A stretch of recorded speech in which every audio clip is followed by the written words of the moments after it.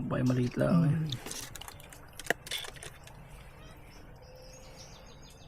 Ang laki po.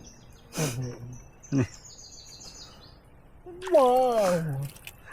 Lipain! Another day, another vlog tayo mga idol. At for today's video ay si tatay at si MJ, yung kapatid ng bunso, ay sila muna ang mamimiwas ngayon. Dahil si Mrs. at yung aking batuta ay may sakit, ay walang mag-aalaga. Kaya sila muna ng dalawa ni tatay ang mamimiwas. Gusto ko nga sana sumama para tatlo kami para mas masaya. Kaso nga lang may kailangan tayong unahin. Ayaw pa nga sanang dalahin ng kapatid ko yung ating action camera, pero sabi ko ay dalahin para kahit pa paano mayroong video na mapapanood kayo. Si tatay nga ay nagsimula na dito itong maglagay or magbuntog ng mga pabunol or patangol. Bali ang pamain nga pala nila dito mga idol ay hipon na buhay. At ito ay huli ni tatay sa hudhud. Nadali kaya. Tinibit lang ata. At dito ay meron ng kumagat sa kanilang patangol at titignan nila kung merong huli.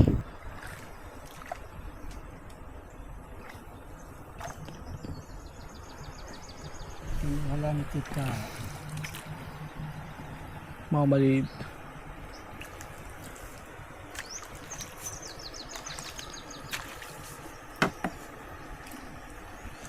Wala. At unang kibit nga ay hindi nahuli mga idol, hindi nasangatan ng biwas kaya wala. Lumod yan sa malaking isda. Yun nga palang pamain nila dito ng mga hipon idol ay medyo malalaki kaya hirap ding lumudin ng mga isda. Baha. Wala mahuli. Meron pa. Ano sila? Manihi ka muna. Papalihin mo na dami.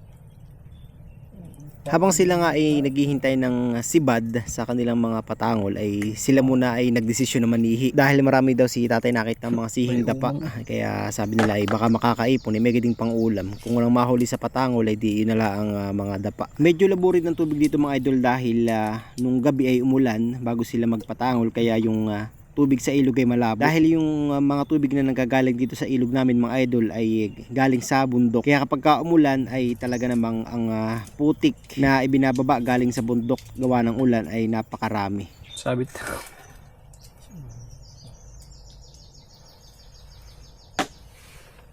Ang pangit yung labag sa tabi. Nasabit.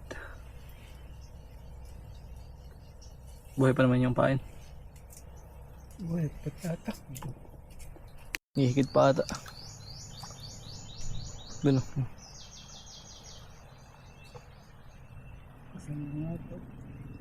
Hindi naka-stop, nakasangat. Sagad naman.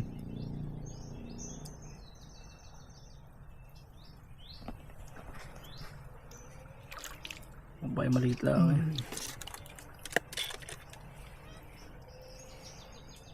Ang laki po. Wow! Lipain! Kala. Tahimik ka talaga sa ibad ang ganyan ano. Ito, balitak. At dito sila ay nakahuli ng isang lipain or lapu-lapu ang tawag sa ibang lugar. Medyo good size na rin at ari na rin pang ulam. At simula nung sila ay nakahuli ng lapu-lapu ay hindi na po nasundan yung nahuli nila. Kaya sila ay nagdesisyon na lang na mag-focus sa pangunguha ng mga sihing dapa. Ito may impostor dito ang umang. Pero sabi nga nila kapag may pamain pa ay huwag mawawala ng pag-asa dahil mayroon pa ring sisibad na isda kahit papaano. Okay, nadali. Ay, Hindi. aba, nabalik. Nadali. Wow, sarento. Sarento. Lintak. Ito, sinibad na. Sana. Isa.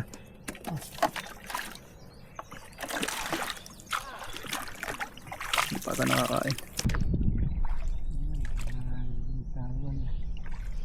Baka nadali na. Sinibad na.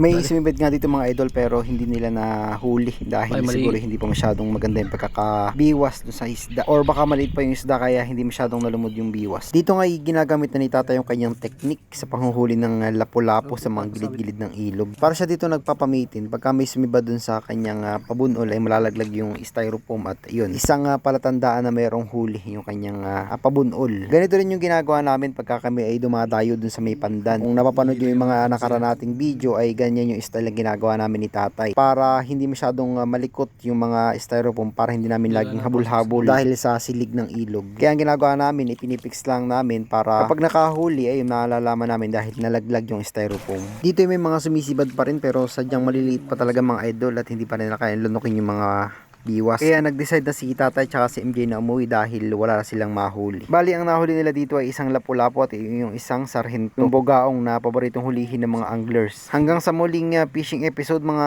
idol at maraming salamat sa inyong panonood.